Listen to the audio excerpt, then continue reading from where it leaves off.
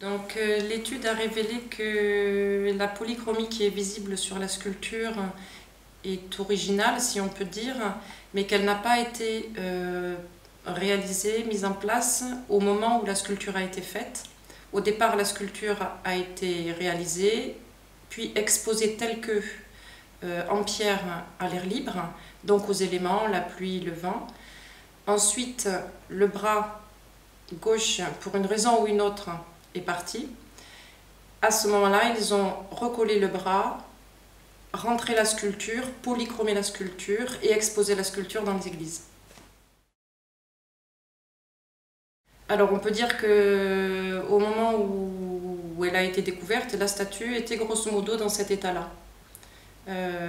Donc avec toute une partie où on ne voit plus que la couche, ce qu'on appelle la couche d'impression ou d'imprimatur, qui est jaune, qui a été passée sur l'ensemble du support pierre avant de recevoir la polychromie.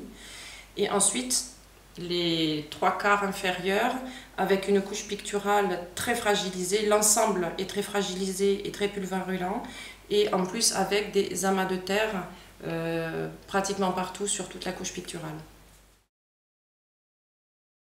Donc il s'agit là d'une opération de conservation-restauration, c'est-à-dire de refixer les écailles qui peuvent se soulever, puisqu'il y a des réseaux d'écaillage selon les couleurs, de refixer la couche picturale elle-même, puisque le liant s'est altéré, donc on a comme des pigments qui sont quasiment à l'air libre, et enfin d'arriver à séparer, une fois tout ça fait, d'arriver, ça c'est la partie conservation, et ensuite d'arriver à enlever la terre sans bien sûr altérer la couche picturale.